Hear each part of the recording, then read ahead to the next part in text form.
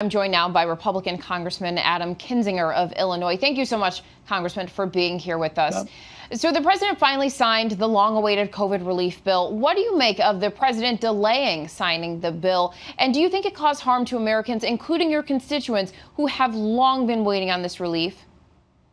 Yeah, I think it was a pointless delay. I mean, his team negotiated this.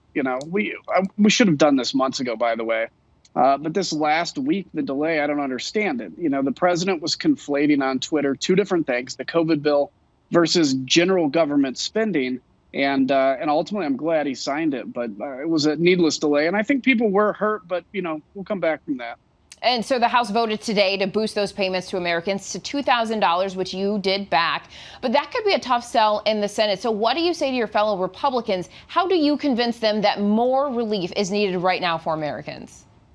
I just think we're at a moment where, everybody's in a bad position. And we're also in a moment we're about to overcome this virus with the vaccine out there. So this is the time we have to do this. Now, that said, it's probably not going to get through the Senate. Maybe not. But if it doesn't, we come back at the beginning of the year and I think have to look at where we need to fill in those gaps, especially like state and local funding issues as well. And so you said this is a moment when so many people are in a bad condition. President-elect Biden has called the current bill a down payment on addressing the pandemic's impact. So will you support the Biden administration when they push for more economic stimulus after he takes office?